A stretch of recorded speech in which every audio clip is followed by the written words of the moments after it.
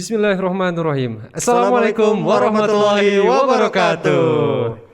Sofilah dimanapun Anda berada, baik yang di rumah maupun di perjalanan atau dimanapun, ya. Kembali lagi bersama saya Arik Anhasdio dan Gian Bakti di acara Podcast Afternoon. Oke, Arik. Ya. Seperti biasa nih podcast biasa. ini bakal menyapa Sofilah di rumah semua. Akan membincang banyak hal yang bermanfaat tentunya, dari mulai gaya hidup, pemuda, dan juga mengenai keislaman tentunya. Betul sekali, dan tidak lupa juga nih Gian, bintang tamu yang ada di Podcast Afternoon ini pasti selalu menginspirasi Sofilah dimanapun kalian berada. Sip. Dan juga menginspirasi kita. Tentunya. Atau kita yang menginspirasi Sofilah nih. Insya Allah. Saling menginspirasi ya semoga. Nah, tapi sebelum kita lanjut ke pembahasan, Erik, gimana tuh? Gian di sini bertugas mengingatkan Sofilah di rumah semua untuk sama-sama menjaga protokol kesehatan nih, mencuci tangan, menjaga jarak, dan juga memakai masker tentunya. Dan kita yang sekarang ini ya, iya sekarang masker ini selalu. Nah jangan lupa juga Rik, ada protokol yang selalu ditambahkan oleh guru besar kita, Gim, ya ini protokol istighfar, protokol sedekah dan juga protokol ibadah gitu. Nah ini harus dijaga juga. Betul sekali. Jadi selain kita menjaga kesehatan juga iman kita harus selalu dijaga ya kan? Ikhtiar langit dan ikhtiar bumi. Masya Allah. Nah di episode kali ini Rik, kita kedatangan bintang tamu istimewa. Tamu spesial juga nih yang menginspirasi kita semua. Tentunya. Nah, tentu Sofilah penasaran nih siapa yang ada di tengah-tengah kita. Nah kita sambut aja Kang Wildan Nugraha. Assalamualaikum warahmatullahi wabarakatuh, Kang Wildan. Waalaikumsalam. Gimana Kang, sehat Kang? Alhamdulillah. Alhamdulillah. Nah mungkin Sofilah nih penasaran nih Kang Wildan ini seperti apa? Boleh dibuka dulu. Boleh ditempakkan wajah yang berseri-seri ini, masya Allah. Nah itu ya. Gimana Kang Gian? Boleh dipakai lagi? Boleh dipakai lagi? Boleh. Pengen tahu aja. Tapi ya namanya masih seperti ini ya. Betul. Kita harus menaati mengadaptasi protokol juga. Iya. Siap. Nah mungkin Sofilah yang belum tahu Kang Wildan ini adalah hafiz Quran. Masya Allah. Penghafal Quran yang sudah selesai ya. Betul sekali. Kalau kita kan nggak selesai. Kita nggak selesai. Sebenarnya nggak ada kata selesai ya. Selalu menghafal terus ya Kang.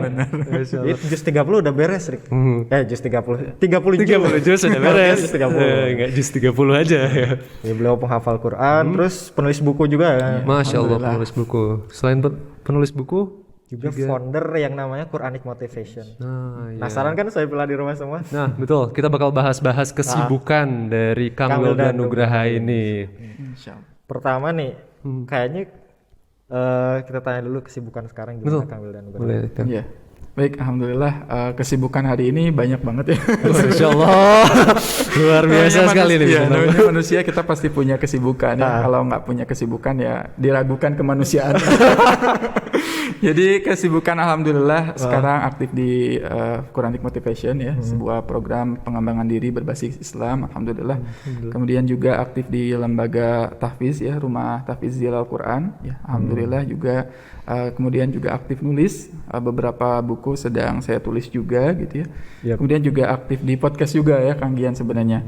Jadi kita punya podcastnya juga untuk pengembangan dirinya. Selain itu juga mulai aktif di Instagram ataupun di TikTok ya. Wah udah mulai nyebur nih. Iya udah mulai nyemplung. Sangat milenial sekali nih Kang Wildan.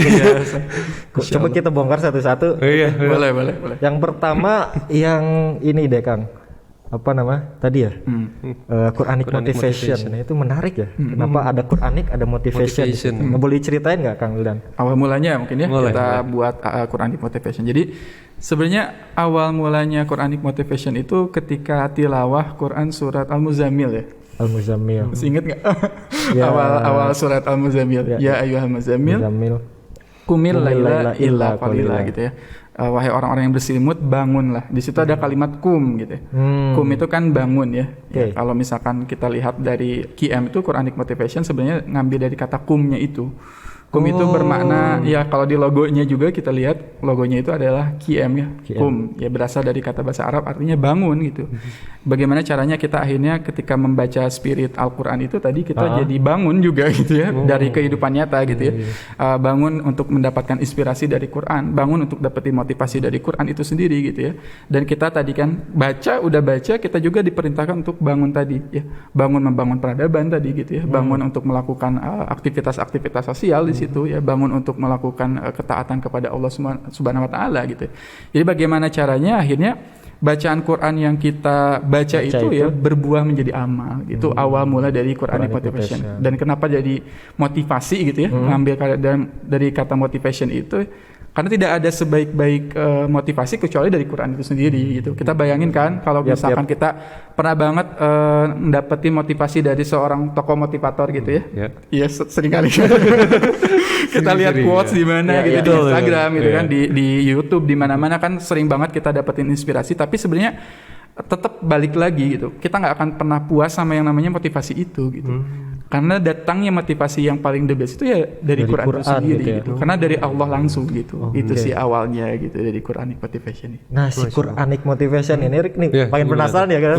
Dikemasnya dalam bentuk apa sih kan? Ya sebenarnya kita tuh ada beberapa macam event ya dari di Quranic Motivation itu sendiri, ada di grup WhatsApp-nya ya. Alhamdulillah kita sekarang ada sekitar 35 grup WhatsApp ya. Jejaringnya jejaringnya. Kemudian juga kita di Instagram-nya, kalau Instagram-nya masih by saya ya, personal brandingnya di @Wildan_Nugraha itu. @Wildan_Nugraha ya. _Wildan_Nugraha. _Wildan_Nugraha. Cek ya saya bilang. Di situ Kang di share poin-poin. Di share-nya, kemudian juga kita ada podcast-nya ya, podcast kita judulnya Kisah Tentang Hati gitu ya. Kisah Tentang Hati. Bagaimana caranya tadi kita mendapatkan rasa kalau di Kisah Tentang Hati itu. Rasa di dalam ayat-ayat yang kita baca, kita sajikan lagi di dalam podcast itu. Kisah Tentang Hati. Itu bisa didengar di berbagai aplikasi podcast, di Spotify. Oke, masuk Kisah Tentang Hati. Club host belum ada kah? Belum. Oke, lanjutkan. Sip, jadi awal mulanya tadi kan kita bagaimana tadi mendapatkan inspirasi dari Al-Quran itu sendiri. Karena memang pemuda itu memang harusnya sangat erat dengan Al-Quran itu sendiri gitu kan. Seringkali kita dipisahkan dari Al-Quran ya, apalagi godaan zaman now gitu ya. Kita tahu juga Masya Allah gitu ya, banyak banget halangan, godaan ketika kita mau mendekat kepada Al-Quran gitu ya. Saya jadi ingat Kang Erik ya, ketika di akhir masa khilafah Turki Utsmani ya, ada tokoh Said Nursi, Badiuzaman Said Nursi kan ya. Nah beliau pernah suatu ketika khutbah di Masjid Umawi pada saat itu gitu ya. Beliau awalnya bilang gitu ya, di khutbah itu bilang bahwa umat Islam itu hari ini sedang sakit gitu ya. Sedang sakit. Ya, karena jauh ketika itu udah mulai jauh nih kita umat Islam dijauhkan dari Quran itu sendiri gitu. Bisa dibayangkan pada saat itu ya Badiuzaman Said Nursi bilang umat Islam sedang sakit. Kalau zaman now kayak gimana? Padahal zaman itu masih bagus lah ya gitu ya. Tapi ini juga nggak jadi skeptis gitu ya terhadap umat Islam kita hari ini. Tapi pada saat itu kondisi umat Islam tadi mulai jauh dari Al-Qur'annya sendiri, sehingga kata beliau nggak ada resep terbaik untuk membangkitkan umat ini kecuali dari apotek Quran. Apotek Quran ya. Jadi karena Al-Quran itu obat dari segala macam penyakit gitu, penyakit apapun itu gitu, baik yang penyakit sifatnya pemikiran gitu ya maupun penyakit fisik gitu. Jadi pada saat itu ketika membaca tadi ya risalahnya Badiuzaman Said Nursi itu, saya jadi mengambil inspirasi, benar kayaknya kita harus menggaungkan lagi Al-Quran ke pemuda gitu, benar banget. Karena tadi ya tantangan apalagi sekarang gitu zaman now gitu tadi sangat-sangat luar biasa ya ketika kita memang mau mendekat diri kepada Al-Quran tadi, fitnahnya juga luar biasa gitu, ujiannya Masya Allah gitu sih. Jadi awalnya gitu ya, Quranic Motivation itu. Nah, berlanjut ke buku-buku nih kan.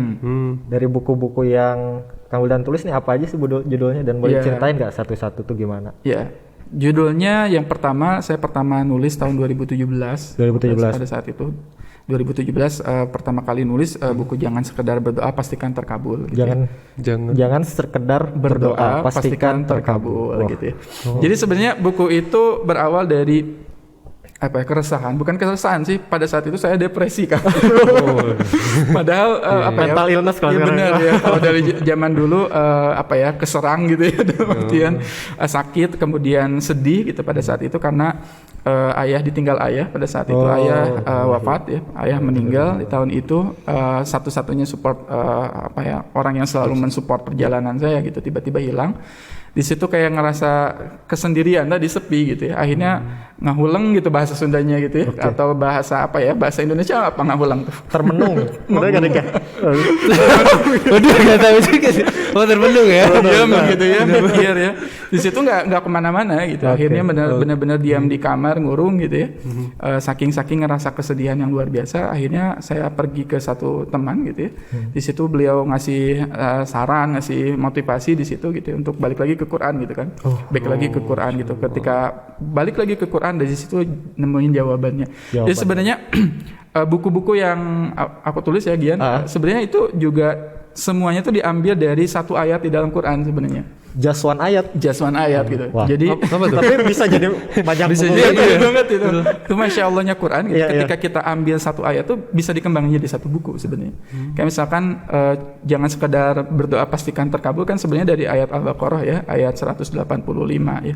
Yang akhir-akhir bahas puasa itu ya. Wa idza sa'alaka ibadi anni fa inni qarib, kan di ayatnya ketika kalian bertanya di manakah aku gitu berada, fa inni qarib, aku itu dekat dengan Allah gitu. Aku itu dekat dengan kalian. Ujibu da'watad da'i idza da'an. Aku akan menjawab doa-doa yang kalian panjatkan ketika kalian berdoa. Jadi sebenarnya konsep dalam Islam itu doa itu nggak ada yang tidak terkabul gitu. Semua doa itu pasti terkabul. Pasti terkabul dalam bentuk apapun dalam gitu bentuk maksudnya. apapun. Bisa dikonversikan. Nah, itu nanti panjang lagi ya. Di dalam buku itu. Jadi bahas buku ya. Spoiler ya. Ya, kemudian kemudian di buku kedua Bahagia Bersama Quran, itu juga diambil dari Quran surat Yunus. Di dalam Quran surat Yunus Allah kan berfirman, A'udzubillahi minasyaitonirrajim, qul bi fadlillah wa bi rahmatihi fabidzalika falyafrahu. Huwa khairum mimma yajma'un. Di situ ada kalimat farahu ya. Falyafrahu. Hendaklah kalian itu bahagia gitu. Jadi kalau kita mau sama Quran itu gitu ya, belum bawa Qurannya pun harus sudah bahagia gitu. Kan kadang-kadang kalau kita baru buka Qurannya ya udah malas gitu. Udah malas gitu, baru juga baca mungkin kita udah ngantuk ya. Baca 3 menit, baru 1 menit juga kayaknya jam itu nggak berdetak gitu. Lama banget gitu ya berdetaknya. Fabidzalika falyafrahu. Di situ hendaklah kalian merasakan bahagia bersama Quran. Dan di situ perjalanan mencari sih. Kalau aku pada saat itu perjalanan mencari gimana caranya supaya tadi merasakan kebahagiaan sama Quran itu gitu. Dan akhirnya dibagikan lewat buku itu. Betul, dibagikan lewat buku. Kenapa lewat buku gitu pertanyaannya gitu ya? Karena dengan buku itu lebih kekal gitu si dakwah kita gitu ya. Kita kan kalau misalkan ngomong mungkin hanya beberapa pada saat itu ya, zaman dulu kan nggak secanggih zaman now gitu ya, nggak terekam dengan baik dan sebagainya gitu. Ketika kita nulis, tulisan itu kan bisa kita bawa gitu ya. Tulisan kita itu bisa tadi kekal gitu. Ketika kita punya anak nanti punya anak bentar lagi. Ketika nikah kan kita punya anak gitu, dan anak itu akan membaca karya kita gitu. Anak itu akan membaca, oh bapaknya itu sebagai apa gitu, dikenang sebagai apa gitu. Itu di Bahagia Bersama Quran. Di yang ketiganya buku Quranic Motivation. Oh ya, mulai ngembangin mulai menyebarkan tadi ya Quranic Motivation-nya. Itu kita ngambil dari motivasi dari ayat-ayat tertentu gitu. Ada ayat apa kita terangkan motivasinya apa dan sebagainya. Dan yang terakhir itu kemarin sempat launching ya Rihlah Bersama Quran. Rihlah Bersama Quran. Rihlah itu jalan-jalan bukan ya Rik ya? Iya. Rihlah itu jalan-jalan tamasya gitu ya. Tamasya ya. Kalau ada anekdot itu Rihlah tuh perih dan lelah. Perih dan lelah gitu ya. Rihlah itu kan ibarat perjalanan, karena kita sebenarnya sama Quran tuh ibarat tadi perjalanan, mengarungi perjalanan itu gitu, dan itu tentunya capek banget gitu. Dan kata Sayyid Qutb kan benar ya, kata Sayyid Qutb di dalam tafsirnya fi Zilal Quran itu disebutin kalau kita mau merasakan kenikmatan Quran gitu ya, keindahan Quran, kita harus menyelami Al-Quran itu dengan berlelah-lelah gitu. Berlelah-lelah ini maksudnya kayak berlelah-lelah tadi dengan membacanya, dengan berinteraksinya, dengan mengkajinya, menghafalnya gitu. Dan bekerja keras sekeras-kerasnya gitu ya, sampai betul, paham. Sampai paham dan sampai akhirnya nanti kita akan merasakan kenikmatan Quran. Masya Allah. Bukunya udah segitu Kang? Udah segitu doang. Ya, atau ada yang udah dibahas ya Rik ya? Buku nikah alhamdulillah udah ada. Alhamdulillah. Udah. Iya. Banyak banget motivasinya Rik. Banyak banget nih, inspirasi sekali. Nah, mungkin ada Soifillah juga yang mau memesan bukunya, masih bisa nggak Kang? Masih bisa di Instagram saya aja. Instagramnya. Nanti di linknya di bit.ly Wildan Nugraha atau di underscore tadi @Wildan Nugraha. Oh, nanti langsung ke link ke pemesanan gitu. Iya, sekalian di follow juga Kang Wildannya ini. Siap insyaallah. Jadi banyak banget nih. Tadi dari mulai buku-bukunya, terus Quranic Motivation-nya, apalagi nih Rick kira-kira bisa kita gali dari Kang Wildan? Mungkin karena dari Quranic Motivation tadi nih ya Kang Wildan nih, dan juga hafiz Quran. Nah pasti ada penasaran gini, kayak apa sebenarnya yang merasa pertama kali Nyantol ingin, gitu ya. Iya, nyantol gitu sama Al-Quran. Kenapa gitu ya? Iya, kenapa gitu? Apa ya? Kenapa kita milih Quran gitu? Kenapa Al-Quran? Yang lain. Ya, mungkin bertanya-tanya gitu ya pasti. Iya. Siap. Ya sebenarnya perjalanan bersama Quran yang saya alami itu proses pencarian juga gitu ya. Nggak serta-merta tiba-tiba ujuk-ujuk gitu dalam satu waktu langsung dekat ke Quran juga, enggak. Gitu. Jadi awalnya memang bertahap gitu, Gian ya, masya Allah gitu. Jadi ketika itu pada saat itu awal mula kecantol sama Quran ya sebenarnya. Jadi pada saat itu bapak saya ya almarhum itu, beliau itu sebenarnya suka ngelukis. Oke. Beliau suka ngelukis, itu sambil ngelukis itu biasanya sambil ngedengerin lagu. Oke. Ya, muter lagu gitu kan ya. Lagunya apa Kang? Bebas. Ada beberapa Metallica, Avenged gitu. Ya bapak saya seneng banget metal gitu ya, seneng banget rock gitu. Suatu ketika nggak tahu kenapa tiba-tiba beliau bilang gitu ya, dengan bercanda sih awalnya gitu ya. Beliau bilang, dan coba kamu matiin kan, dimatiin si tipnya gitu ya, recordernya. Kemudian coba kamu lanjutin lagu ini. Gitu. Kemudian padahal aku nggak seneng gitu ya, tapi akhirnya dilanjutin aja, bisa ngelanjutin karena sering dengar gitu. Iya, sering dengar. Kemudian bapak langsung nyeletuk gitu, kalau kamu sering dengerin musik ini aja bisa hafal, Al-Quran itu bisa lebih kamu hafal gitu. Al-Quran itu bisa lebih kamu hafal gitu ya. Karena memang Al-Quran ini luar biasa gitu ya kandungannya, kata bapak. Dan ketika kamu melafalkan Quran, tadi nyanyian, kalau nyanyian kan nggak dapat pahala ya. Kalau Quran itu dapat pahala gitu ya. Coba kamu mulai sekarang setel gitu ya di dalam tab itu gitu ya, radio itu ya, surat Yasin misalkan, atau surat apapun itu gitu yang kamu mau hafal. Saya langsung mikir di situ ya, menenung gitu. Iya juga gitu ya, daripada ngedengerin yang aneh-aneh gitu ya. Pada saat itu juga saya lari ke warnet zaman dulu. Itu umur berapa Kang Kira-kira SMP lah. SMP kelas 3. Ya belum ada sekarang ya, masih jauh. Iya, zaman dulu kan masih download, dimasukin ke HP gitu. Iya, wah. Jadi saking awamnya, saya nggak tahu itu siapa gitu ya yang baca Quran di masjid-masjid gitu ya, di syekhnya siapa gitu pada saat itu. Ya saya ketik aja di situ di Google-nya pada saat itu, syekh yang suka diputar di toa masjid. Gitu. Bener, Syekh yang sering diputar di toa masjid siapa? Terus muncul. Betul muncul. Syekh Sudais kan ya, Imam Makkah gitu ya. Iya. Kemudian iseng di situ. Pingin nyoba gitu ya, pada saat itu benar gak sih Quran itu bisa dihafal gitu, mudah dihafal gitu. Jadi ada tantangan juga. Ada tantangan. Akhirnya saya random, Kang Arik ya, random kita download Quran yang mana sih, bener nggak sih gitu ya. Kemudian di download juz 17 pada saat itu ya, Quran surat 21 dan 22. Ya. Saya download, masukin ke handphone gitu ya. Kemudian terus diputer gitu ya. Diputer setiap pergi sekolah, pulang sekolah, pergi Al-Anbiya, pulang Al-Hajj gitu ya, 21, 22 gitu ya, terus aja gitu. Sampai ada momen di surat Al-Anbiya itu di juz 17 ya, ada ayat 35-nya, Syekh Sudais di situ nangis ya. Karena ayatnya berbunyi kullu nafsin dha'iqatul maut. Setiap yang bernyawa pasti merasakan mati gitu ya.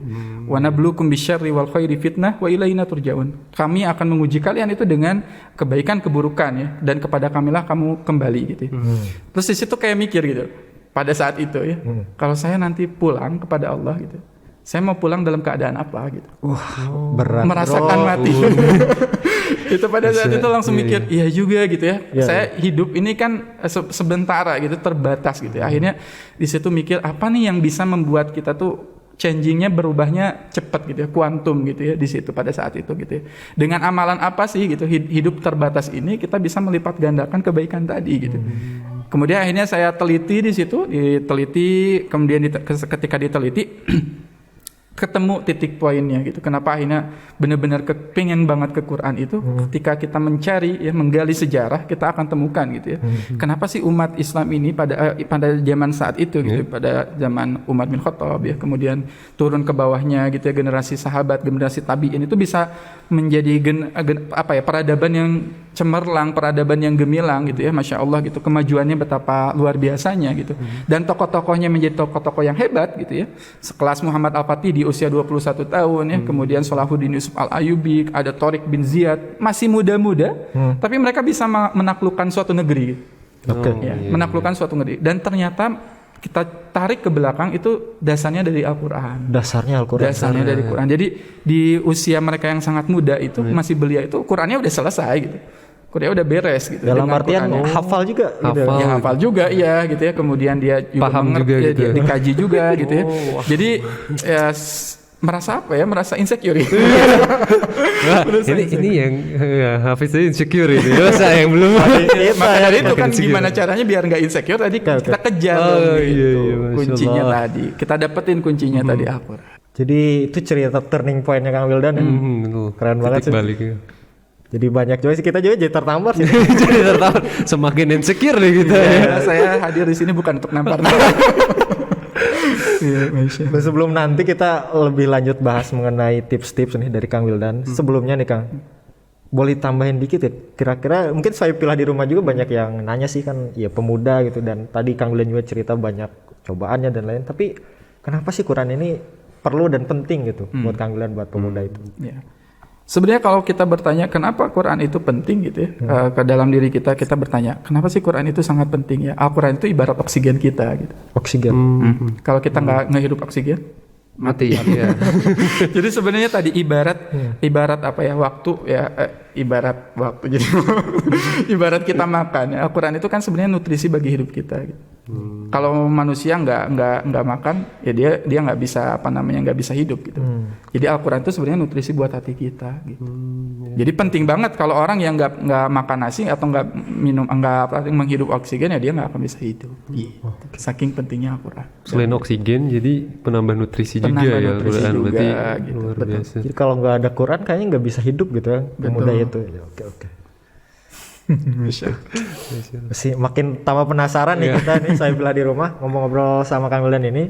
Tapi kayaknya ya kita harus rehat dulu sejenak dulu nih Gian ya. Siap. Tapi nanti kita bakal lanjut lagi bahasan-bahasan yang lebih menarik juga tentunya dengan Kang Wildan Nugraha.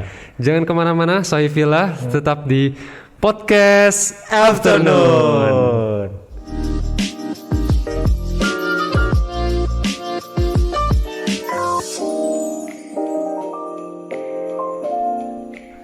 Oke, saya pilih di rumah semua dan dimanapun berada. Balik lagi bersama Gian dan Arik di Podcast Afternoon. Nah, tadi kita udah ngobrol-ngobrol bahas nih sama Kang Wildan mengenai Quranic motivation-nya, terus mengenai buku-bukunya juga. Ya. Dan juga motivasi apa yang bikin Kang Wildan ini nyantol dengan Al-Quran. Tiba-tiba gitu ya. Betul banget. Ternyata ada juga turning point-nya. Iya, titik baliknya. Lanjut nih. Nah, kita lanjut juga bahasannya nih, Gian ya. Siap. Nah, saya kepoin nih ya IG-nya Kang Wildan. Padahal saya belum follow nih. Maaf ya. Marah. Kita dengerin dulu. Kita harus blok dulu ya. Astagfirullahaladzim. Bener sih nggak jadi kesini. Nah, ngomong-ngomong ya, saya lihat ada anak kecil ya, anak kecil baca Quran. Itu kayak nyetor Al-Quran gitu ya. Nah itu apa ada programnya gitu nggak sih? Ya, alhamdulillah kita buat program Rumah Tahfiz juga, Rumah Tahfiz Al-Quran. Dan juga kita sekarang lagi running ke arah TK, Taman Kanak-Kanak ya. Alhamdulillah, insyaallah. Mungkin banyak yang bertanya apa hubungannya jadi ke anak kecil gitu. Iya betul. Ke Rumah Tahfiz Zil Al-Quran. Jadi untuk membangun sebuah generasi tadi ya, generasi Qurani kan yang kita inginkan gitu ya. Di Indonesia ini kan ingin jadi negeri yang Qurani gitu ya. Bagaimana caranya? Akhirnya memang porsi Quran itu memang harus ditanamkan sejak kecil ya. Bahkan sebenarnya bukan hanya di balitanya, nanti lebih jauh daripada itu gitu ya, lebih jauh daripada balita tadi sebenarnya kan mulai dari ibu yang hamil ya, ibu yang mengandung gitu ya. Kemudian ya banyak sih poin-poinnya ya untuk melakukan tadi mengqurankan negeri ini itu gitu ya. Cuman saya ambil bagian di anak kecilnya anak kecilnya dan sebenarnya Rumah Tahfidzil Al-Quran juga nggak hanya anak kecilnya, ada remaja nanti segmennya gitu. Ada juga ibu-ibunya, bapak-bapaknya gitu. Kita mau mewarnai ya masyarakat itu dengan Quran tadi visinya gitu ya. Dan sebenarnya kan kalau rumah tahfiz yang lain orang tuh kan kadang-kadang hanya fokus bagaimana caranya ngapal ya. Bagaimana caranya jadi hafiz Quran 30 juz misalkan beres hafalannya gitu ya. Tapi poinnya sebenarnya bagaimana akhirnya Al-Quran itu gitu ya menjadi karakter gitu.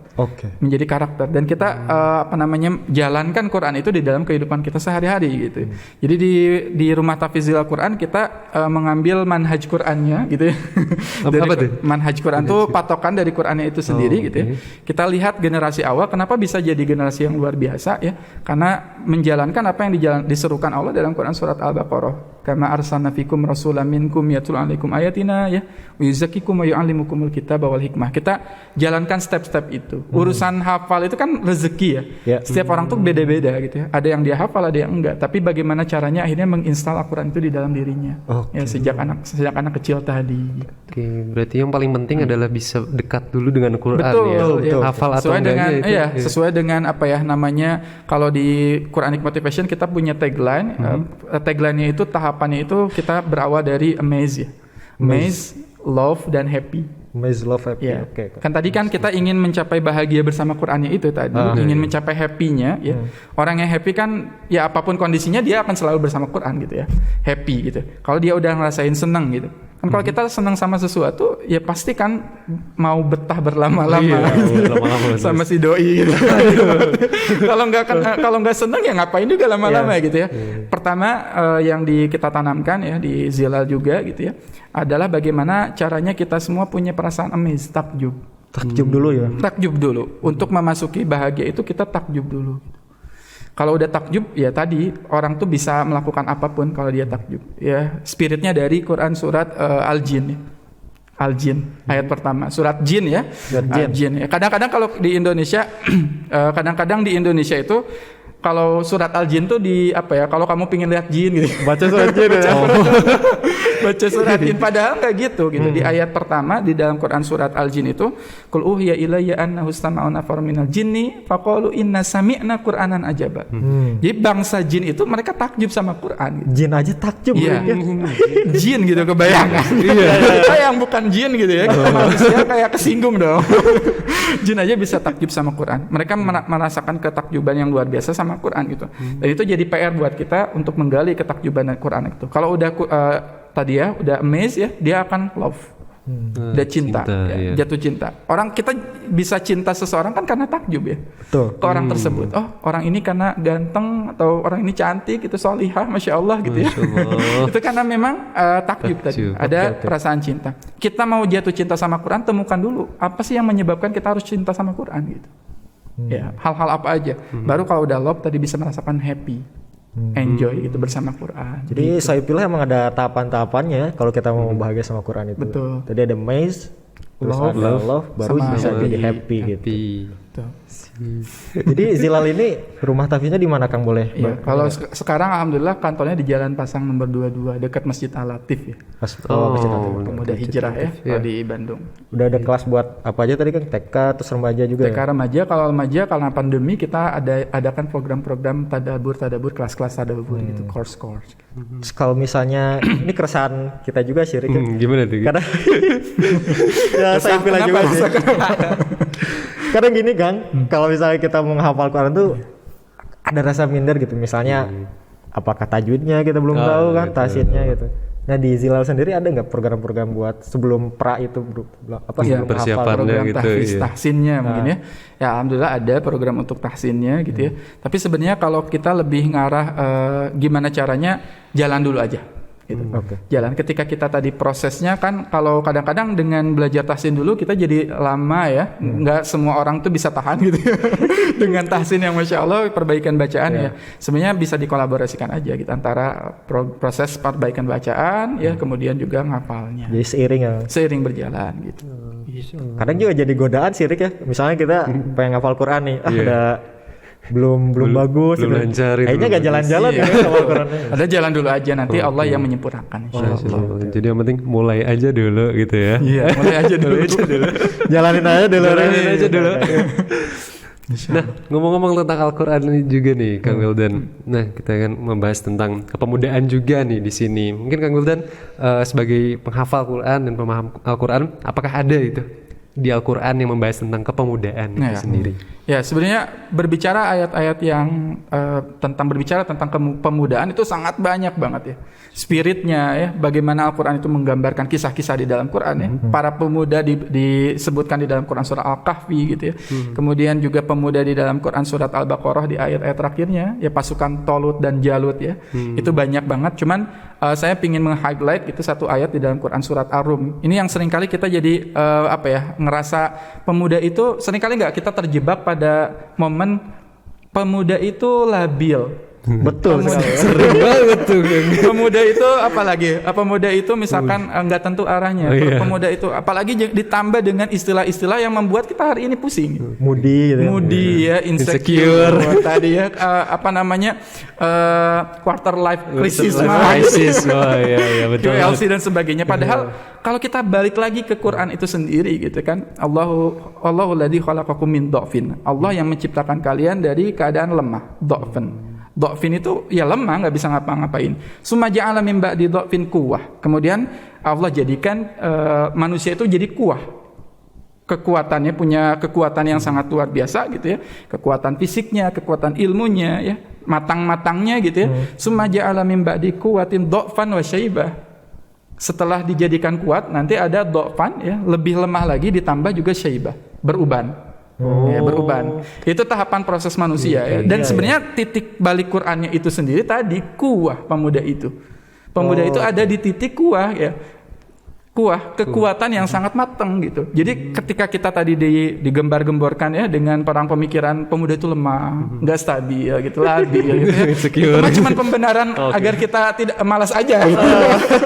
Malas untuk belajar, malas untuk malas untuk melakukan banyak hal gitu ya. Padahal disitulah masa-masa terbaik diri kita gitu. Itu khusus terkait dengan pemuda. Jadi kalau masih ada mindset bahwa tadi masa-masa yang labil, enggak, salah gitu. Quran sendiri mengatakan pemuda itu masa kekuatan yang sangat maksimal gitu. Justru pemuda itu Rik zaman-zamannya lagi kuat banget iya. betul. Itu udah ada di Al-Quran loh padahal gitu. Konsepsinya ya. Di dalam Quran. Jadi pengen cerita juga nih ke Soipilah. Ya. Kadang misalnya Kang kita ingin beribadah nih, ingin tahajud, ingin banyakin baca Quran dan lain-lain. Tapi suka terjebak dalam istilah-istilah itu, ada saya kemudian gitu. Pembenaran. Cara keluarnya itu gimana Kang? Ya, cara keluar dari terjebak dari pembenaran-pembenaran tadi atau istilah-istilah yang sebenarnya goribah gitu ya. Goribah tuh asing gitu ya. Di dalam Islam tuh kayak nggak ada sebenarnya itu tuh gitu ya. Kebayangkan kalau zaman dulu, zaman Nabi, zaman para sahabat, aku lagi ngalamin quarter life crisis gitu. Aku insecure gitu. Kamu perang dong gitu, misalkan kamu perang gitu ya. Enggak, aku insecure gitu. Lagi gabut ya, lagi gabut. Itu karena memang kenapa bisa jadi ada konsep-konsep seperti itu? Karena kita tadi kehilangan pegangan gitu. Kehilangan dari pegangan, kehilangan tadi sumber semangatnya, spiritnya. Kalau kita udah balik lagi ke spiritnya tadi, Quranic motivation, ngambil dari motivasi dari Quran itu sendiri gitu ya, kita akan tadi berjuang gitu, nggak leyeh-leyeh, nggak leha-leha gitu ya, nggak gampangan dibawa terpa isu apapun gitu ya. Banyak sekali sekarang fenomena ya tadi ya, istilah-istilah yang sebenarnya jadi pembenaran itu sendiri. Dan jawabannya udah ada di Quran. Oke. Jadi sebenarnya kalau kita dekat sama Quran, sebenarnya jawabannya udah ada sebenarnya. Betul. Apapun yang kita inginkan tuh sebenarnya jawabannya ada di Quran gitu. Jadi emang menarik sih, kayak tadi misalnya zaman Nabi, kalau Nabi ngajak, ayo pemuda kita jihad, apa Nabi gitu, nggak jihad dulu gitu, lagi nggak mood, nah itu bahaya juga. Oke. Lagi anxiety gitu. Anxiety. Lagi cemas gitu. Insyaallah. Nah, masalah pemuda juga kan nih. Tadi Kang Wildan juga ceritakan bagaimana begitu berpengaruhnya Bapak ya. Iya. Nah, selain itu dari turning point yang Kang Wildan rasakan bersama Quran ini, ada lagi nggak orang yang paling berpengaruh gitu di perjalanan Quran ini? Iya. Orang yang berpengaruh dalam kehidupan saya adalah guru saya, guru-guru saya. Ya, pada saat itu ya ketika tadi ya masa-masa pemuda tadi mencari ya, bagaimana tadi mencari konsepsi hidup yang benar itu seperti apa gitu ya. Guru-guru saya yang berpesan di situ, mulai masuk di situ ya. Ada guru-guru yang pertama kali mengenalkan saya pada Quran itu saya masih ingat ada seorang guru. Beliau awalnya nyemplungin saya ke Quran. Ya. Awalnya tadi benar-benar nggak paham sama Quran gitu ya, nggak deket sama Quran. Suatu ketika saya diajak untuk pergi ke satu masjid ya, sebut saja masjidnya Habibur Rahman. Diculik gitu ya? Diculik gitu ya, bukan diculik sih, diajak pokoknya malam Sabtu ya, malam Ahad itu kamu pergi ya, kita ke sana gitu kan. Kemudian saya ke sana ngikutin gitu ya. Kemudian ada sholat Qiyamul Lail pada saat itu, ada Qiyamul Lail ya. Ketika Qiyamul Lail, kenapa saya mikir kenapa orang-orang pada pegang Quran ya pada saat itu ya. Jadi lagi tahajud. Iya, lagi pada tahajud itu kan pegang Quran. Kalau saya nggak pegang Quran pada saat itu gitu ya. Dan ketika itu imamnya bacaan surat yang panjang. 3 juz pada saat Qiyamul Lailnya ya. Kemudian pas udah merasakan hal itu gitu ya. Guru saya ini bilang gitu ya, Qiyamul Lailnya gimana gitu ya. Terus di perjalanan pulang saya bersumpah pada saat itu saya nggak mau balik lagi ke masjid itu. Cangkel gara-gara lama itu kan. Banget iya. Di perjalanan saya bersumpah gitu nggak mau, demi Allah nggak mau balik lagi ke masjid itu, kapok gitu ya. Kemudian pas balik ke rumah, kemudian tidur gitu ya. Ketika tidur, masya Allah ya, di situ saya sering kayak ngedengerin gaungan-gaungan bacaan Qurannya imam. Imamnya pada saat itu ustadz-ustadznya gitu ya masih terekam di situ. Akhirnya saya SMS guru saya, Kang gitu ya, ada lagi nggak qiyam pekan ini? Oh nggak ada, qiyamnya nanti bulan depan gitu ya. Sebulan sekali ya? Sebulan sekali. Pokoknya harus ada Kang pekan ini. Saking ngerasain kayak nikmat gitu. Ada sesuatu yang tadi menggema di dalam hati itu gitu. Rindu gitu, rasanya rindu. Nah sejak saat itulah mungkin guru saya yang ngetarbiyah saya Quran gitu. Tarbiyah hafalan. Pada saat itu dulu pernah disuruh ngapalin ya. Surat An-Naba pada saat itu ya. Ngapalin gak hafal-hafal, saya kabur. Gak hafal-hafal, pas susah yang ngapalin Quran gitu ya. Tapi ketika tadi ya mendapatkan ilmu, tipsnya sebenarnya dari menghafal Quran juga salah satunya adalah banyak mendengarkan Al-Quran itu sendiri gitu ya. Dan akhirnya ketika dinikmatin semuanya jadi lancar gitu. Ya proses yang mewarnai saya itu selain tadi bapak gitu ya, orang tua, guru juga. Guru itu sangat berpengaruh gitu membentuk diri kita. Jadi memang pada akhirnya pemuda balik lagi ya harus punya seorang guru tadi ya. Sebagaimana sosok Muhammad Al-Fatih pun ya punya guru ya. Guru yang menasihati Muhammad Al-Fatih, membentuk Muhammad Al-Fatih. Ada yang tahu namanya siapa? Gurunya. Gurunya Muhammad Al-Fatih, Muhammad Syamsuddin. Syamsuddin. Betul, gurunya Muhammad Al-Fatih. Yang membentuk Muhammad Al-Fatih kecil. Itu menarik sih, tadi ada yang asalnya Kang Wildan itu justru tadi bersumpah nggak mau lagi. Betul, bersumpah tidak mau balik lagi, malah minta maksa biar diadain loh. Padahal belum ada. Saya juga jadi ingat ini kan, mungkin Kang Wildan bisa cerita lebih banyak. Salah satu imam Masjidil Haram kalau nggak salah yang dia anaknya nakal tiba-tiba jadi penghafal Quran juga. Oh iya betul, ada seorang imam ya namanya Imam Syekh Sudais, Abdurrahman Sudais ya. Ketika kecilnya nakal luar biasa ya. Ya, suatu ketika kan ibunya nyiapin makanan banyak banget ya, disiapin karena mau menyambut tamu. Ya, Imam Sudais waktu kecil, Syekh Sudais kecil itu bawa dari luar pasir. Makanannya ditaburin. Makanannya toppingnya pasir. Ditaburin pasir gitu ya, sampai sprinkle. Iya, orang tua mana yang nggak jengkel kan? Ibunya datang ngelihat kejadian itu, tapi ibunya mendoakan akhirnya. Ya Sudais, jadilah kamu imam Masjidil Haram kata dia. Jadilah imam Masjidil Haram gitu ya. Kun imaman fil haram. Jadilah kamu imam di Masjidil Haram gitu ya. Ibunya malah mendoakan ya. Dan ternyata terbukti ya, akhirnya Syekh Sudais itu menjadi salah satu imam yang Masya Allah sampai detik ini masih jadi imam di Masjidil Haram. Imam terlama gara-gara doa seorang ibu. Ya penting ya, doa ibu, doa guru tadi, doa orang-orang soleh agar kita tadi mau mendekat ke Quran tuh memang butuh sumber daya doa tadi yang banyak. Masya Allah, ya. Berarti berkat doa seorang ibu juga ya. Tapi juga jangan tiba-tiba dicontoh pasir ditaruh ya. Jangan dicobain juga. Ya. Gitu juga. Salah kaprah itu. Salah memaknai kisah. Iya. Ya mending kalau ibunya ngedoain jadi imam masjid. Kalau udah ini yang lain ya jadi masalah juga. Ini parah ya. Insyaallah. Nah, berbicara tadi Kang masalah supporting system nih. Supporting system. Jadi tadi ada guru-guru beliau ya, terus tadi ayahnya juga sekarang kalau nggak salah juga keluarga kecil Akang juga kan ahli Quran juga gitu. Amin, amin. Istri juga penghafal Quran gitu. Amin. Masya Allah. Nah, boleh dibayangin nggak rasanya itu gimana? Supaya kita juga ada motivasi dong, Rik ya. Betul banget ya motivasi ini. Punya keluarga ahli Quran. Keluarga ahli Quran. Rasanya Masya Allah nikmat yang sangat besar yang diberikan Allah kepada kita, Al-Quran. Jadi kembali lagi kalau kita diberikan Quran itu kan gak semua orang dikasih. Ya gak semua orang dikasih. Ketika kita dapat satu ayat pun, bahkan kata Rasul ya, kita baca satu ayat itu kan lebih baik daripada unta merah gitu. Unta merah kalau sekarang tuh zaman sekarang kendaraan tercanggih lah gitu ya. Tesla mungkin ya. Tesla gitu atau apa kayak kendaraan tercanggih gitu. Ketika kita tadi baca satu ayat, ngerti satu ayat itu lebih baik daripada kendaraan unta merah tadi. Apalagi kita hafal, kita amalkan, ya itu lebih baik daripada dunia dan seisinya. Kebayang nggak kalau kita tadi menginstal Al-Quran itu di dalam diri kita gitu. Ya, ada 30 juz Quran di dalam diri kita. Kemudian ada 6.324 ayat yang kita install di dalam diri kita. Kebayang kebaikan seperti apa yang akan kita dapatkan gitu. Ya minimal minimalnya sebenarnya gue nggak minimal ya. Kita dapat ketenangan. Sakinah di situ, dan sakinah itu kan sifatnya nggak bisa dibuat-buat.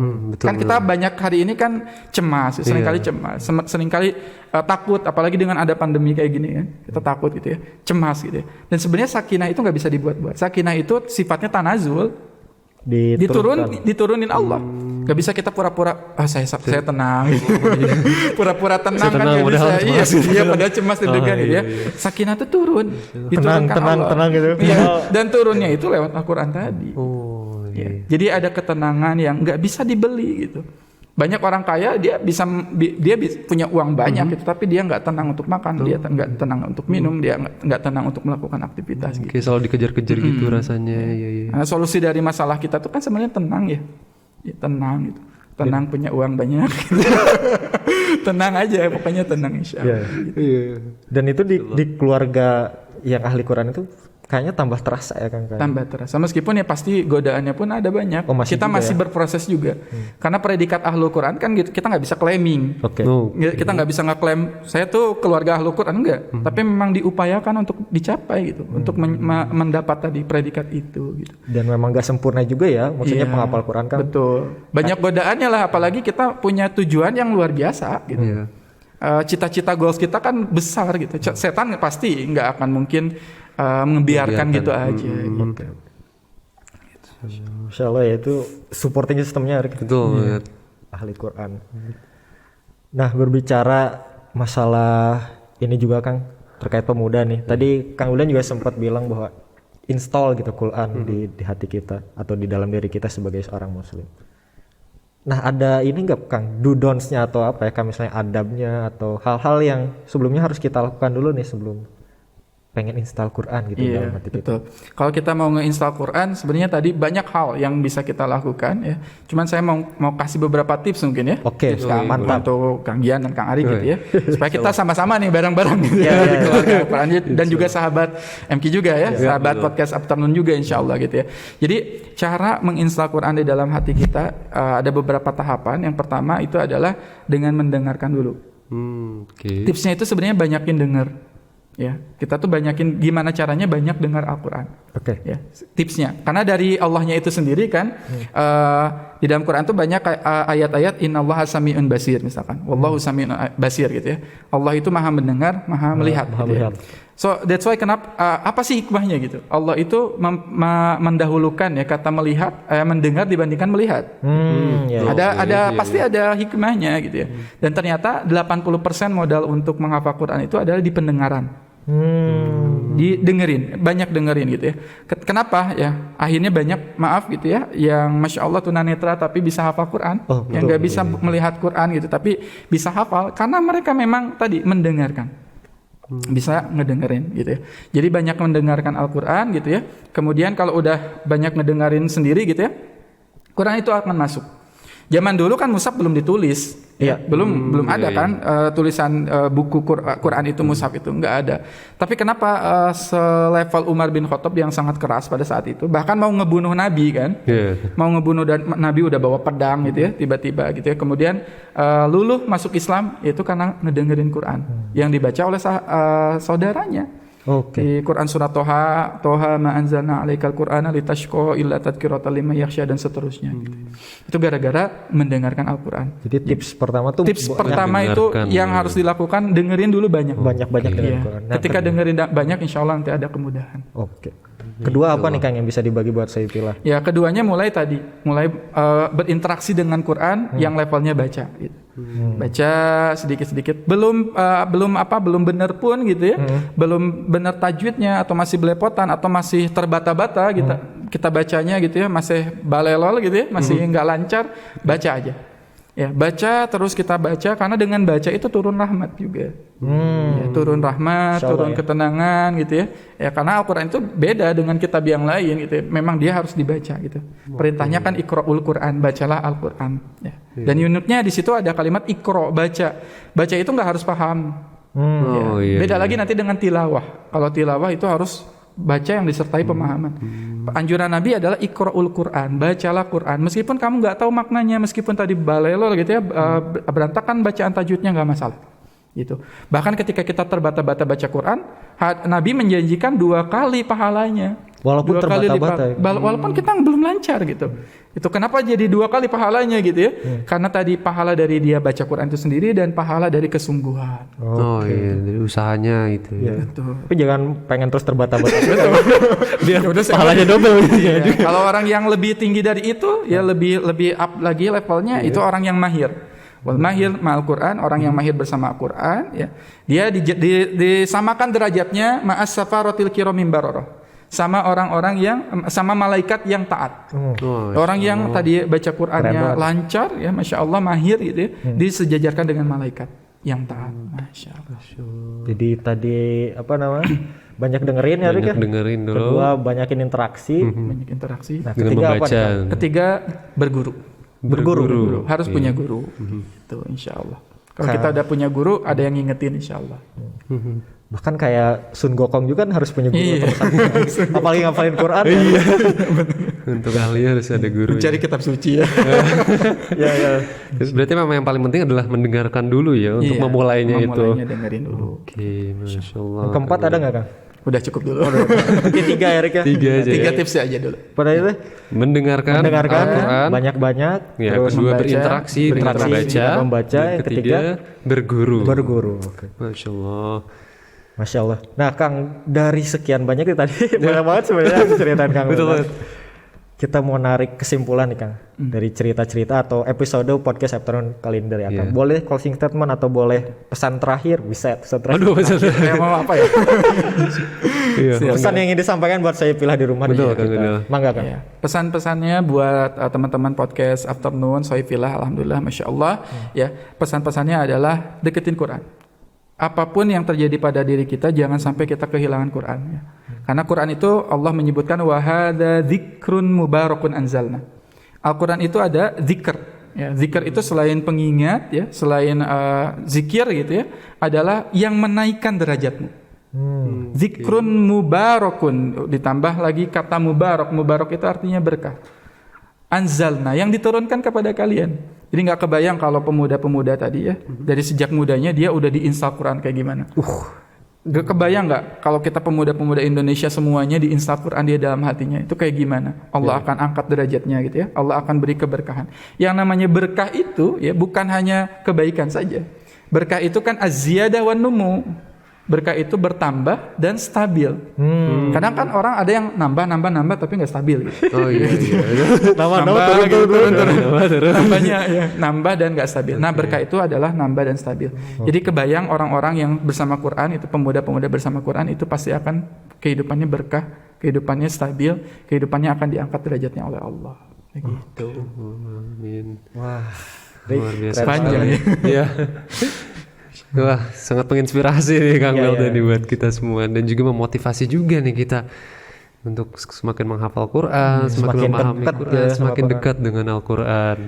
Tapi kayaknya Rick, Ya. kita udah di penghujung acara nih. Iya. Sayang sekali. Nggak kerasa ya. Gak kerasa. Banyak banget ya kita udah bagi. Banyak sekali. Ya. Pertama sih kita nuhun banget Kang Wildan. Sama-sama. Betul. Terima kasih banget Terima buat kasih, Kang Wildan. waktunya, buat Waktunya. kesempatannya mau Sama-sama, bagi-bagi sama Gian dan Arik dan saya pilih di rumah semua. Dan saya pilih di rumah semua, tapi jangan khawatir, kita pasti akan ketemu lagi di podcast afternoon ini membahas banyak hal, baik Islaman, baik pemuda, baik lifestyle. Tapi hari ini kayaknya kita cukup dulu nih. Betul, kita cukup sampai di sini dulu perjumpaan kita dengan Kang Wildan Nugraha. Terima kasih sekali lagi Kang Wildan. Ya, sama-sama. Ya, baik Saifillah dimanapun Anda berada. Saya Arik Anhasdio. Saya Gian Bakti. Ya, beserta kru yang bertugas pamit undur diri. Subhanakallahumma wa bihamdika asyhadu an la ilaha illa anta astaghfiruka wa atubu ilaik. Wassalamualaikum warahmatullahi wabarakatuh. Sampai jumpa di podcast Afternoon. Ciao.